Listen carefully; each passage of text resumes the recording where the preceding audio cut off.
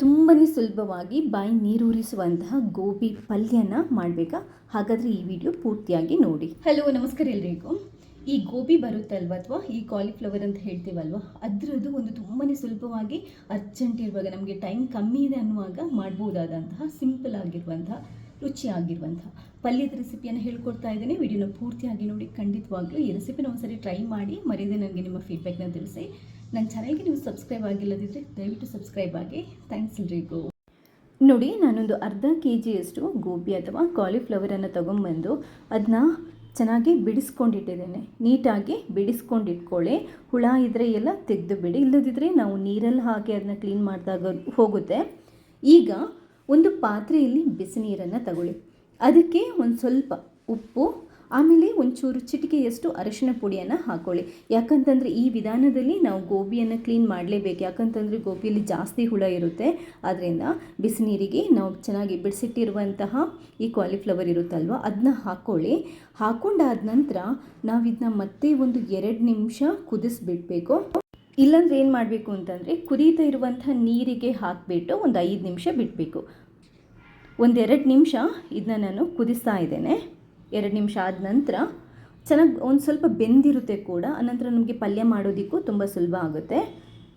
ಈಗ ಇದನ್ನ ನಾವು ಫಿಲ್ಟರ್ ಮಾಡಿ, ಅಂದರೆ ಈ ನೀರನ್ನು ಸ್ಟವನ್ನು ಬಂದ್ ಮಾಡಿ ಈ ನೀರನ್ನು ಸೋಸಿಬಿಟ್ಟು ಇದನ್ನ ಸಪ್ರೇಟಾಗಿ ತೆಗೆದು ಇಟ್ಬಿಡೋಣ. ಒಂದು ಪಾತ್ರೆಯಲ್ಲಿ ನಾನು ತಗೊಂಡಿರ್ತಾ ಇದ್ದೇನೆ. ನೀರಿನ ಪಸೆ ಇರೋದಾಗೆ ನೋಡ್ಕೊಳ್ಳಿ. ಯಾಕಂತಂದರೆ ಪಲ್ಯ ಮತ್ತು ತುಂಬ ನೀರಾದಾಗ ಆಗುತ್ತೆ. ಆದ್ದರಿಂದ ಈಗ ಒಂದು 2 ಅಥವಾ 3, ಚಿಕ್ಕದಾದರೆ 3, ದೊಡ್ಡ ಟೊಮೆಟೊ ಆಗಿದ್ದರೆ 2 ಟೊಮೆಟೊನ ಕಟ್ ಮಾಡಿಕೊಂಡು ಇದನ್ನ ಚೆನ್ನಾಗಿ ರುಬ್ಬಿಟ್ಟು ನಾವು ಈ ಥರ ಪ್ಯೂರಿ ಥರ ಮಾಡ್ಕೋಬೇಕು. ಚಿಕ್ಕದಾಗಿ ಟೊಮೆಟೊನ ಕಟ್ ಮಾಡಿಕೊಂಡು ಹಾಕಬೇಕಾದ್ರೂ ಪಲ್ಯ ಮಾಡ್ಬೋದು. ಇದು ತುಂಬ ಸಿಂಪ್ಲೆಸ್ಟ್ ಮೆಥಡ್, ಅಂದರೆ ತುಂಬ ಸುಲಭದ ವಿಧಾನ. ಈಗ ಸ್ಟವ್ ಮೇಲೆ ಒಂದು ಬಾಣಲೆ ಇಟ್ಬಿಟ್ಟು 1-2 ಚಮಚದಷ್ಟು ಕುಕ್ಕಿಂಗ್ ಆಯಿಲನ್ನು ಹಾಕ್ಕೊಳ್ಳಿ. ಎಣ್ಣೆ ಕಾದ ನಂತರ ಒಂದು ಸ್ವಲ್ಪ ಗರಂ ಮಸಾಲೆ ಇಂಗ್ರೀಡಿಯೆಂಟ್ಸ್, ಅಂದರೆ ಒಂದು ಸ್ವಲ್ಪ ಜೀರಿಗೆ, ಹಾಗೆಯೇ ಒಂದು ತುಂಡು ಚಕ್ಕೆ, 1 ಸ್ಟಾರ್, 1 ಪಲಾವ್ ಎಲೆ, 2-3 ಲವಂಗ ಹಾಕೋಬೋದು. ಮೀಡಿಯಮ್ ಉರಿ ಇಟ್ಕೊಂಡು ಗರಂ ಮಸಾಲೆದು ಫ್ಲೇವರ್ ಬಿಡೋ ತನಕ ಇದನ್ನ ಫ್ರೈ ಮಾಡ್ಕೊಳ್ಳಿ. ಅದಾದ ನಂತರ ಒಂದು ಈರುಳ್ಳಿನ ಚಿಕ್ಕದಾಗಿ ಕಟ್ ಮಾಡ್ಕೊಂಡು ಹಾಕ್ಕೊಂಡು ಇದನ್ನು ಕೂಡ ಇವಾಗ ಎಣ್ಣೆಯಲ್ಲಿ ಚೆನ್ನಾಗಿ ಅಂದರೆ ಫ್ರೈ ಮಾಡ್ಕೋಬೇಕು. ಈರುಳ್ಳಿ ಕಲರ್ ಚೇಂಜ್ ಆಗಬೇಕು, ತುಂಬ ಡೀಪ್ ಫ್ರೈ ಅಲ್ಲದಿದ್ದರೂ ಒಂದು ಮೀಡಿಯಮ್ ಫ್ರೈ ಮಾಡ್ಕೊಳ್ಳಿ. ಮೀಡಿಯಮ್ ಫ್ರೈ ಆದ ನಂತರ 1 ಚಮಚದಷ್ಟು ಶುಂಠಿ ಬೆಳ್ಳುಳ್ಳಿ ಪೇಸ್ಟನ್ನು ಹಾಕ್ಕೊಳ್ಳಿ. ಶುಂಠಿ ಬೆಳ್ಳುಳ್ಳಿ ಪೇಸ್ಟ್ ಹಾಕಿದ ನಂತರ ಒಂದು ಸರಿ ಮಗುಚ್ಕೊಳ್ಳಿ, ಅಂದರೆ ಮಿಕ್ಸ್ ಮಾಡ್ಕೊಳ್ಳಿ. ಆ ಶುಂಠಿ ಬೆಳ್ಳುಳ್ಳಿದು ಹಸಿ ಫ್ಲೇವರ್ ಇದೆಯಲ್ವ, ಅದು ಬಿಡಬೇಕು. ಅದಾದ ನಂತರ ಇವಾಗ ನಾವು ಟೊಮೆಟೊ ಪ್ಯೂರಿನ ರೆಡಿ ಮಾಡಿ ಇಟ್ಕೊಂಡಿದ್ವಲ್ವ, ಅದನ್ನ ಹಾಕ್ಕೊಳ್ಳೋಣ. ಸ್ವಲ್ಪ ಅರಿಶಿನ ಪುಡಿ, ಒಂದು ಅರ್ಧ ಚಮಚದಷ್ಟು ಉಪ್ಪನ್ನು ಹಾಕ್ಕೊತಾ ಇದ್ದೇನೆ. ಇಷ್ಟನ್ನು ಹಾಕ್ಕೊಂಡು ಚೆನ್ನಾಗಿ ಮಿಕ್ಸ್ ಮಾಡ್ಕೊಳ್ಳಿ. ಇವಾಗ ನಾವು ಹೈ ಫ್ಲೇಮ್ ಇಟ್ಕೊಂಡು ಈ ಟೊಮೆಟೊ ಪ್ಯೂರಿನ ಚೆನ್ನಾಗಿ ಕುದಿಸ್ಬೇಕು. ಚೆನ್ನಾಗಿ ಇದು ಬೇಯಬೇಕು, ಅದರ ಫ್ಲೇವರ್ ಬಿಡಬೇಕು. ಚೆನ್ನಾಗಿ ಕುದೀಲಿ. ಒಂದು 3-4 ನಿಮಿಷ ಆದರೂ ಟೊಮೆಟೊದು ಕಂಪ್ಲೀಟಾಗಿ ಹಸಿ ಫ್ಲೇವರ್ ಹೋಗಿ ಅದೊಂದು ಸ್ವಲ್ಪ ಕನ್ಸಿಸ್ಟೆನ್ಸಿ ಇದೆಯಲ್ವ, ಅದು ಒಂಚೂರು ದಪ್ಪ ಆಗಬೇಕು. ಅಲ್ಲಿ ತನಕ ನೀಟಾಗಿ ಕುದಿಸ್ಬೇಕು. ಅಥವಾ ಆಯಿಲ್ ಬಿಟ್ಟರೂ ಅಡ್ಡಿ ಇಲ್ಲ, ಚೆನ್ನಾಗೇ ಇರುತ್ತೆ. ಆಯಿಲ್ ಬಿಟ್ಟಾದ ನಂತರ ಒಂದು ಅರ್ಧ ಚಮಚದಷ್ಟು ನಾನು ಸಾಂಬಾರು ಪುಡಿ, 1/4 ಚಮಚದಷ್ಟು ಖಾರ ಪುಡಿ, ಅರ್ಧ ಚಮಚದಷ್ಟು ಟೇಸ್ಟಿಂಗ್ ಪೌಡರ್. ಈ ಟೇಸ್ಟಿಂಗ್ ಪೌಡರ್ ಇಲ್ಲದಿದ್ದರೆ 1 ಚಮಚದಷ್ಟು ಸಾಂಬಾರು ಪುಡಿಯನ್ನು ಹಾಕ್ಕೊಳ್ಳಿ.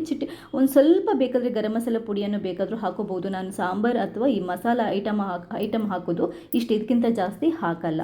ಒಂದು ನಿಮಿಷ ಮಿಕ್ಸ್ ಮಾಡಿದಾದ ನಂತರ ಈ ಗೋಬಿಯನ್ನು ಹಾಕ್ಕೊಳ್ಳಿ.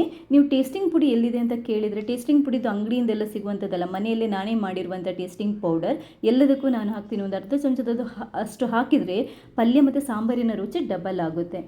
ಒಂದ್ಸರಿ ಈ ಪ್ಯೂರಿ ಇದಕ್ಕೆಲ್ಲ ಹಾಕಿ ಮಿಕ್ಸ್ ಮಾಡಿದ ನಂತರ ಒಂದು ಸ್ವಲ್ಪ ನೀರನ್ನು ಹಾಕ್ಕೊಂಡು ಮಿಕ್ಸ್ ಮಾಡ್ಕೊಳ್ಳಿ. ಅದಾದ ನಂತರ ಚೂರು ನೀರು, ಜಾಸ್ತಿ ಹಾಕಬೇಡಿ. ಯಾಕಂತಂದರೆ ಗೋಬಿ ಬೇಯಿಸಿದಾಗ ನಾವು ನೀರಲ್ಲಿ ಇತ್ತಲ್ವ, ಆ ನೀರು ಒಂದು ಸ್ವಲ್ಪ ಬಿಟ್ಕೊಳ್ಳುತ್ತೆ. ಅದರಿಂದ ಸ್ವಲ್ಪ ನೀರು ಹಾಕ್ಕೊಂಡು ಮುಚ್ಚಿಟ್ಬಿಟ್ಟು ಒಂದು 3-5 ನಿಮಿಷ ನಾವು ಬಿಡಬೇಕು. ಮೀಡಿಯಮ್ ಉರಿಯಲ್ಲಿ ಬೇಯಲಿಕ್ಕೆ ಬಿಡಬೇಕು.